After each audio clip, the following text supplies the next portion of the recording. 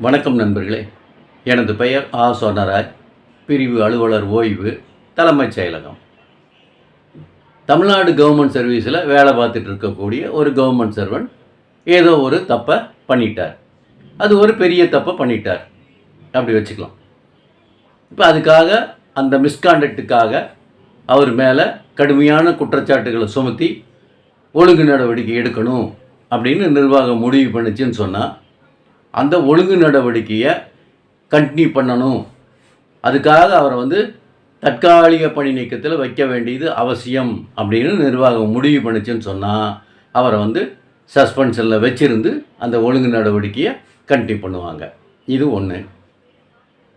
ஒரு government servant ஏதோ ஒரு கிரிமினல் கேஸில் புக் ஆகிட்டார். அவர் மேலே கிரிமினல் கேஸை புக் பண்ணிட்டாங்க. இப்போ அந்த கிரிமினல் கேஸ் சம்மந்தமாக அவர்கிட்ட ஒரு விசாரணையை நடத்த வேண்டியிருக்கு. அந்த விசாரணையை நடத்துறதுக்கு அவரை சஸ்பென்ஷனில் வச்சுருக்கணும் அப்படிங்கிற ஒரு கட்டாயம் வந்துச்சுன்னு சொன்னால், நிர்வாகம் அவரை சஸ்பென்ஷனில் வச்சுருந்து அந்த விசாரணையை கண்டினியூ பண்ணலாம். இப்போ இந்த மாதிரி ஒரு கவர்மெண்ட் சர்வெண்ட்டை சஸ்பென்ஷனில் வச்சுருந்து அவர் மீதான ஒழுங்கு நடவடிக்கை பெண்டிங்கில் இருக்கும்போது அவருடைய டேட் ஆஃப் ரிட்டையர்மெண்ட்டு வந்துருச்சுன்னு சொன்னால், அந்த ரிட்டையர்மெண்ட் டேட் அன்னைக்கு நம்ம என்ன மாதிரியான முடிவை எடுக்கணும், என்ன மாதிரியான ஆர்டரை இஷ்யூ பண்ணணும், அதை பற்றி தான் அந்த வீடியோவில் நம்ம பார்க்க போகிறோம். ஒரு கவர்மெண்ட் சர்வெண்ட்டை சஸ்பென்ஷனில் வச்சுருக்கிறோம். அவர் மீதான ஒழுங்கு நடவடிக்கை பெண்டிங்கில் இருக்குது. ஃபைனல் ஆர்டர் எதுவுமே இஷ்யூ பண்ணலை. அவருடைய டேட் ஆஃப் ரிட்டையர்மெண்ட்டு வந்துருச்சு. இப்போ அந்த ரிட்டையர்மெண்ட் டேட் அன்னைக்கு அவருக்கு அவரை பணியிலிருந்து ஓய்வு பெற அனுமதித்து ஆணை வெளியிடக்கூடாது. அப்போ என்ன பண்ணணும்? இதுக்கு ஏதாவது ப்ரொவிஷன் வச்சுருக்கிறாங்களா, விதிகளில் எங்கேயாவது சொல்லியிருக்காங்களா அப்படின்னு பார்த்தோம்னா, அடிப்படை விதிகளில் விதி 56(1)C அப்படின்னு ஒரு விதி வச்சுருக்காங்க. அதில் என்ன சொல்கிறாங்கன்னா, ஒரு கவர்மெண்ட் சர்வெண்ட்டை சஸ்பெண்ட் பண்ணியிருக்கிறீங்க, அவர் மீதான ஒழுங்கு நடவடிக்கை பெண்டிங்கில் இருக்குது, ஃபைனல் ஆர்டர் எதுவும் இஷ்யூ பண்ணாமல் இருக்கிறீங்க. அந்த மாதிரியான சூழ்நிலையில் அவருடைய டேட் ஆஃப் ரிட்டையர்மெண்ட் வந்துருச்சுன்னு சொன்னால், அந்த ரிட்டையர்மெண்ட் டேட் அன்னைக்கு அவருக்கு பர்மிட்டட் டு ரிட்டையர் அப்படிங்கிற ஆர்டரை இஷ்யூ பண்ணாமல் நாட் பர்மிட்டட் டு ரிட்டையர் அப்படின்னு ஒரு ஆர்டர் இஷ்யூ பண்ணணும். அதோட அவரை ரீடைன் இன் சர்வீஸ் அப்படிங்கிற ஒரு ப்ரொவிஷனை வச்சு அவருக்கு எக்ஸ்டென்ஷன் ஆஃப் சர்வீஸை கொடுக்கணும். இதுக்கு ஒரு குறிப்பிட்ட படிவம் வச்சுருப்பாங்க. அடிப்படை விதி 56(1)C கீழ் ஒரு கவர்மெண்ட் சர்வெண்ட்டை பணியிலிருந்து ஓய்வு பெற அனுமதிக்காமல் அவருடைய பணியை நீட்டிப்பு செய்து ஆணை வெளியிடுதல் அப்படின்னு ஒரு ப்ரிஸ்கிரைப்டு ஃபார்மேட் இருக்கும். அந்த ஃபார்மேட்டில் தான் அவருக்கு அந்த ஆர்டரை இஷ்யூ பண்ணணும் டேட் ஆஃப் ரிட்டையர்மெண்ட் அன்னைக்கு. அது ஒருத்தர் சஸ்பென்ஷனில் இருக்கிறாரு, அவர் மீதான ஒழுங்கு நடவடிக்கை பெண்டிங்கில் இருக்குது, டேட் ஆஃப் ரிட்டையர்மெண்ட் வந்துருச்சு.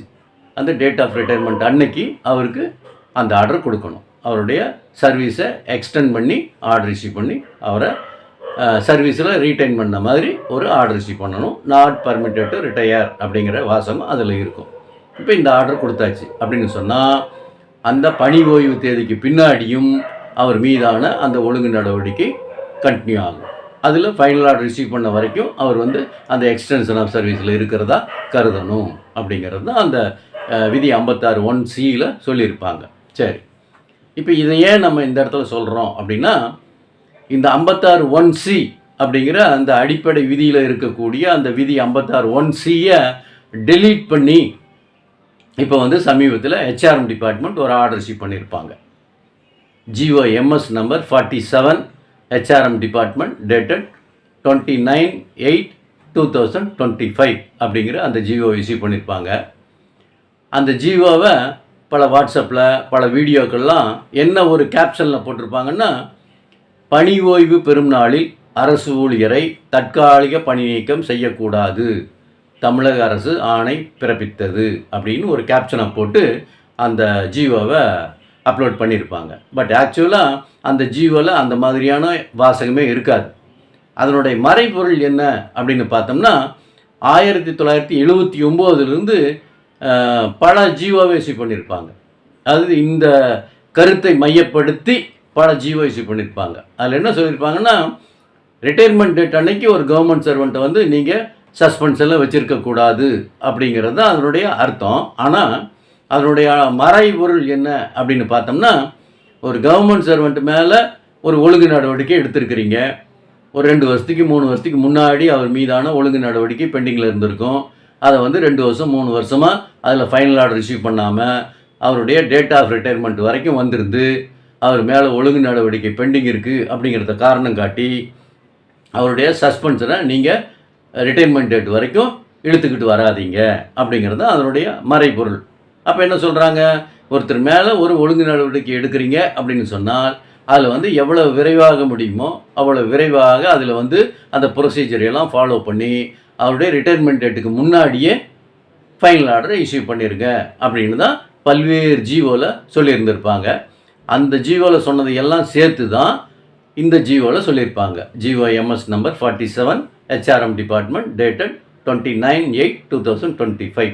அதில் இன்னொன்று சொல்லியிருப்பாங்க. அதில் என்ன சொல்லியிருக்காங்கன்னா, இந்த அடிப்படை விதி 56(1)C அப்படிங்கிறத வந்து நீக்கிடுறோம் அப்படின்னு சொல்லியிருப்பாங்க. டெலீட் பண்ணிடுறாங்க. இப்போ டெலீட் பண்ணதோடு மட்டும் இல்லாமல் இன்னொரு புது விஷயத்தையும் அதில் சொல்லியிருப்பாங்க. அந்த 56(1)Cயின் கீழ் இது வரைக்கும் எந்த கவர்மெண்ட் சர்வெண்ட் மேலே எல்லாம் ஒழுங்கு நடவடிக்கை பெண்டிங்கில் இருந்து ரிட்டையர்மெண்ட் டேட் அன்னைக்கு நாட் பர்மிட்டட் டு ரிட்டையர் போட்டிருந்தாங்களோ, எக்ஸ்டென்ஷன் ஆஃப் சர்வீஸில் வச்சுருக்கிறாங்களோ அவங்கெல்லாம் அவங்களுடைய பணி ஓய்வு நாளன்று பணியிலிருந்து ஓய்வு பெற்றதாக கருதப்பட வேண்டும் அப்படின்னு அந்த ஜிஓவில் சொல்லியிருப்பாங்க. இதை வந்து நம்ம முக்கியமாக பார்த்துக்க வேண்டியது. அப்போ அவங்க வந்து அவங்களுடைய டேட் ஆஃப் ரிட்டைர்மெண்ட்டில் ரிட்டையர் ஆகிட்டதாக கருதப்படணும் அப்படின்னு சொன்னால் அவங்களுக்கு எல்லா பென்ஷனரி பெனிஃபிட்டும் கொடுக்கணுமா அப்படிங்கிற கேள்வி நமக்கு வருது. இப்போ அந்த இடத்துல தான் அவங்க 2 புது துணை விதிகளை உப விதிகளை கொண்டு வர்றாங்க. சப் ரூலை இன்சர்ட் பண்ணுறாங்க. அந்த 56 ஃபண்டமெண்டல் ரூல் 56ல் 1A 1B அப்படின்னு 2 சப் ரூலை இப்போ இன்ட்ரொடியூஸ் பண்ணுறாங்க. அதில் என்ன சொல்லியிருக்காங்க அப்படிங்கிறத நம்ம அடுத்தடுத்த வீடியோக்களில் பார்க்கலாம். இதுக்கிடையில் நம்ம முக்கியமாக தெரிஞ்சுக்க வேண்டியது என்னன்னு சொன்னால், இந்த 47 ஜிஓவின் படி இனிமேல் யாரையுமே வந்து அந்த 56(1)Cயின் கீழ் எக்ஸ்டென்ஷன் ஆஃப் சர்வீஸில் வச்சிருக்க முடியாது. தப்பித்தவறு யாராவது அந்த விதியை பயன்படுத்தி யாரோ ஒரு கவர்மெண்ட் சர்வெண்ட் சஸ்பென்ஷனில் இருக்கார், அவர் மீதான ஒழுங்கு நடவடிக்கை பெண்டிங்கில் இருக்குது, டேட் ஆஃப் ரிட்டையர்மெண்ட் வந்துருச்சு அப்படின்னு சொல்லிட்டு அடிப்படை விதி 56(1)Cயின் கீழ் அவருடைய சர்வீஸை நீங்கள் எக்ஸ்டென்ஷனில் வைக்க முடியாது.